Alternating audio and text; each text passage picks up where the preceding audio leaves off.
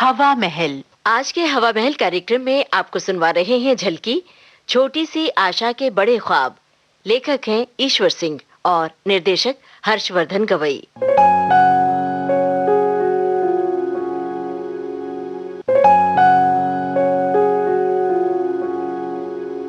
ओ बाबा, बाबा।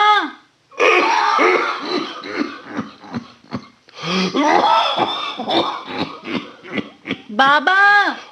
अरे आ रहा हूँ भाई, आ रहा हूँ। क्यों आसमान सर पर उठा रही है? आजा।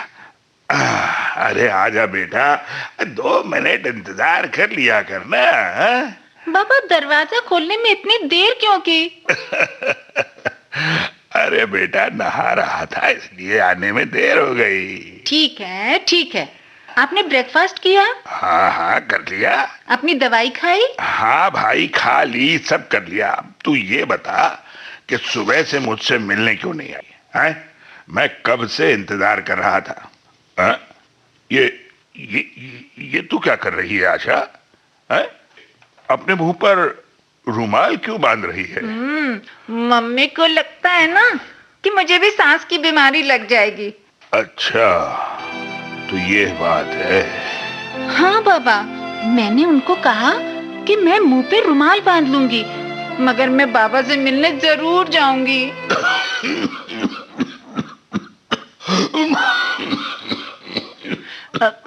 क्या हुआ बाबा, क्या हुआ? आप अचानक चुप क्यों हो गए? बाबा, बाबा आप रो रहे हैं? अरे बाबा बोलो ना। बाबा, बाबा मैं हमेशा आपसे मिलती रहूंगी। देखो देखो, अभी आई ना मिलने। अब रोना बंद कीजिए। तुम्हारी माँ ठीक ही बोलती है। मेरी इस बीमारी की वजह से कोई भी मेरे पास नहीं आता आशा बेटा। सारे लोग मुझसे दूर भागते हैं। तुम भी आना बंद कर दोगी तो मेरा क्या होगा? एक तुम ही तो हो जिसके सहारे मैं अपने ये दिन काट रहा हूँ बेटा। आप मेरे अच्छे बाबा हो। बाबा, बाबा मैं हमेशा आपके साथ रहूंगी। हाँ बेटा, काश मेरा बेटा भी तुम्हारे ही जैसा प्यार करने वाला होता। बेटा? आपका बेटा कहाँ है बाबा? आप तो हमेशा अपने बेटे की बातें करते हो, मगर मैंने तो कभी उन्हें देखा ही नहीं। कैसे देखोगी बेटा? वो अमेरिका में है, शादी करके वहीं बस गया है। बाबा उन्हें आपकी याद नहीं आती? आप कभी उनसे मिलने नहीं गए, या वो कभी आपसे मिलने नहीं आते? जब से शादी करके गया है तब से पीछे मुड़कर नहीं देखा। ये भी नहीं सोचा कि उसके पापा कैसे हैं, जिंदा है भी कि नहीं।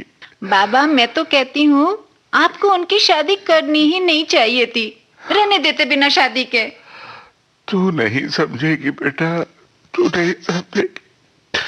हर माँ बाप का सपना होता है कि वो अपने बेटे को पढ़ा लिखा के अच्छी सी नौकरी लगवा दे, उसकी शादी करवा दे, उसका घर बसा दे और अपनी जिम्मेदारी पूरी करने।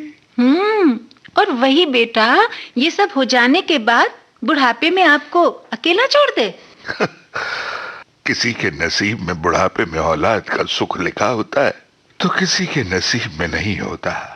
बाबा आप मुझे उनका नंबर दीजिए, मैं फोन करके डांटूंगी उन्हें। क्या नंबर दूं बेटा? उसने कभी अपना नंबर दिया ही नहीं। मैं मरने से पहले अपने पोते की शक्ल देखना चाहता हूँ। कहाँ है आपका पोता बाबा? वही अमेरिका में। तो फिर जाते क्यों नहीं उनसे मिलने? मैं कैसे जाऊं बेटा, मैं कैसे चला जाऊं? मेरे पास उतने पैसे ही नहीं। अच्छा बाबा एक बात बताइए, कितना खर्चा आएगा आपको अमेरिका जाने में? अरे तुम क्या करोगी जानकर? आप बताओ तो सही बाबा, मेरी गुल्लक भरी हुई है। और मैं वो गुल्लक आपको दे दूंगी, और आप अपने पोते से मिल के आना।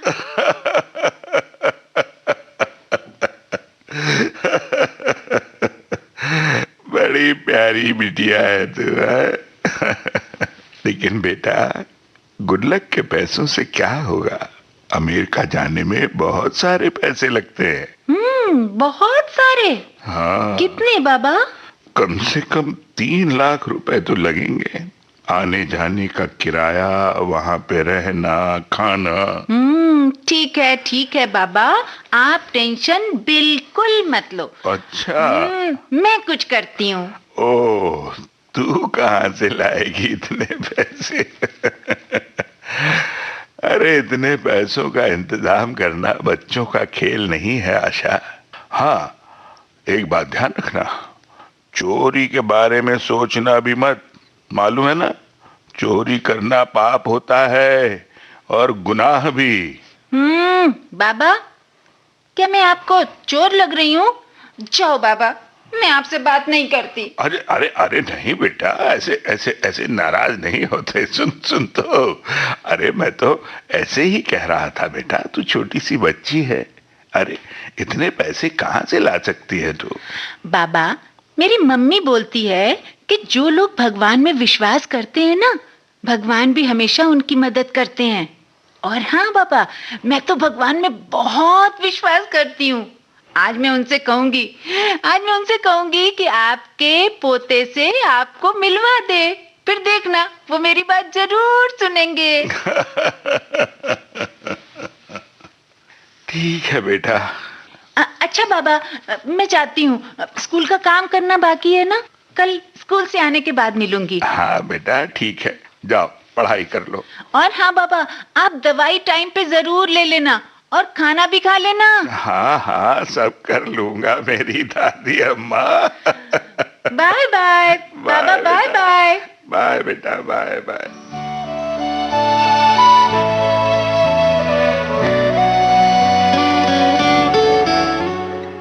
आशा, तूने होमवर्क कर लिया? हाँ, कर लिया। क्यों, तूने नहीं किया क्या? नहीं किया, कल डांस क्लास चली गई थी ना। 15 दिन बाद स्कूल में डांस का कंपटीशन है, मुझे वो जीतना है। मालूम है ना, जीतने वाले को 3 लाख रुपए मिलेंगे। पूरे 3 लाख। अगर मैं ये कंपटीशन जीत जाऊं तो बाबा को आसानी से अमेरिका भेज सकती हूँ। मगर मैं ये कंपटीशन कैसे जीतूंगी? मुझे तो डांस नहीं आता। मैं तो ठीक से चल भी नहीं सकती। फिर भी कोशिश करती हूँ। कोशिश करने में क्या हर्ज है? आशा, क्या सोच रही है तू? मैं सोच रही थी ज्योति कि अगर मोना मिस होमवर्क चेक करेंगी तो तुझे बहुत मारेंगी। वही तो, मुझे भी डर लग रहा है। मम्मी को बोला था मैंने, मेरा होमवर्क कर देना, मगर मम्मी भी भूल गई। अरे ज्योति, तू रोती क्यों है? एक आइडिया है मेरे पास, मोना मिस की मार से बचने का। क्या? जल्दी बताना। सुनो ज्योति, मोना मिस के आने से पहले मैं तुम्हारा होमवर्क कर दूंगी। मगर बदले में तुम मुझे क्या दोगी? 2 चॉकलेट। चॉकलेट नहीं खाती मैं। तो और क्या चाहिए? उसके बदले तुम मुझे डांस सिखा देना। लेकिन यहाँ सबके सामने? नहीं, सबके सामने मत सिखाओ, लेकिन अकेले में तो सिखा दोगी ना? हाँ, अकेले में कहाँ? इंटरवल में, वहीं कैंटीन के पीछे। मगर तुम तो सही से चल भी नहीं सकती, डांस कैसे सीखोगी? अरे ज्योति, वो तुम मुझ पे छोड़ दो। ठीक है, तुम रोज मेरा होमवर्क कर दिया करना, मैं तुम्हें डांस सिखा दूंगी। इसी बहाने से मेरी भी प्रैक्टिस हो जाया करेगी।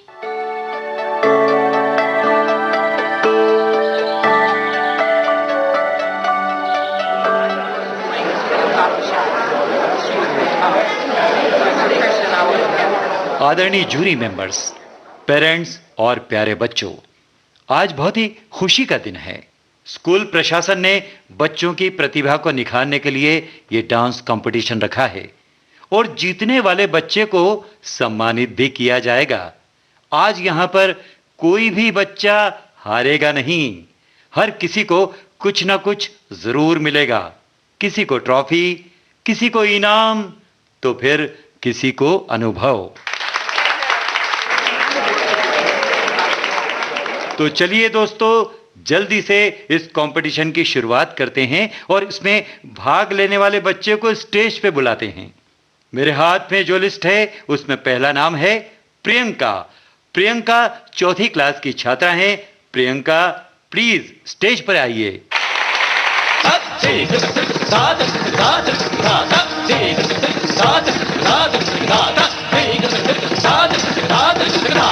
सभी बच्चों ने बहुत ही अच्छा डांस किया दोस्तों। अब हमारी जूरी निर्णय देगी कि इनमें से प्रथम पुरस्कार किसको दिया जाएगा और द्वितीय पुरस्कार किसको। प्रथम पुरस्कार ज्योति को जाता है, द्वितीय पुरस्कार निखिल को और तृतीय पुरस्कार प्रियंका को जाता है। आशा, स्टेज पे आओ। क्या हुआ? तुम क्यों रो रही हो? तुमने तो बहुत अच्छा डांस किया। देखा नहीं, जैसे ही तुम्हारा डांस खत्म हुआ, सबसे ज्यादा तालियां तुम्हारे डांस पे बजी हैं। मुझे तालियों की आवाज नहीं चाहिए।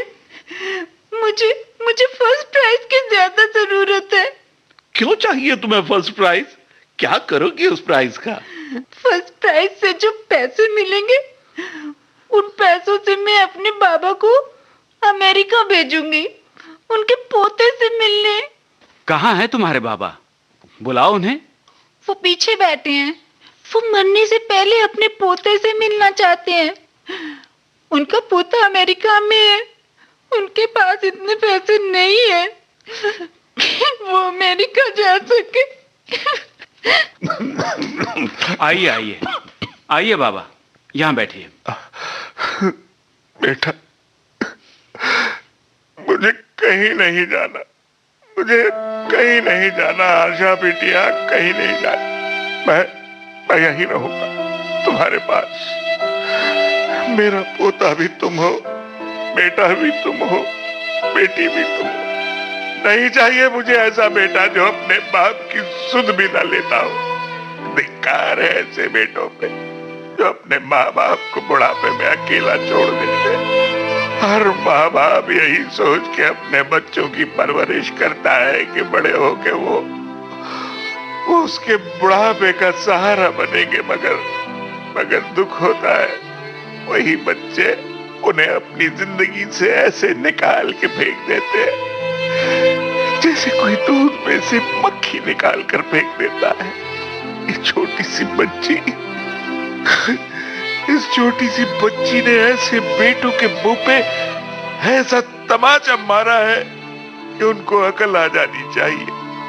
भगवान हर जन्म में ऐसी बेटी सबको देना, भगवान सबको देना।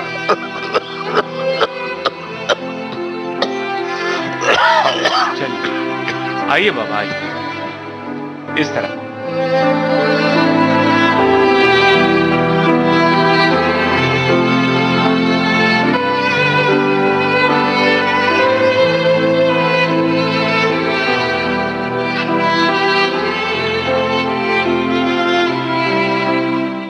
छोटी सी आशा के बड़े ख्वाब। अभी आप सुन रहे थे ईश्वर सिंह की लिखी ये झलकी। इसमें भाग लेने वाले कलाकार थे अमरकांत दुबे, शहनाज अख्तरी, अशोक सोनावने, राजेंद्र त्रिपाठी, जयंत पात्रिकर और शेफाली कपूर। निर्देशक थे हर्षवर्धन गवई। ये थी विविध भारती मुंबई की प्रस्तुति। अब आज का हवा महल कार्यक्रम समाप्त होता है।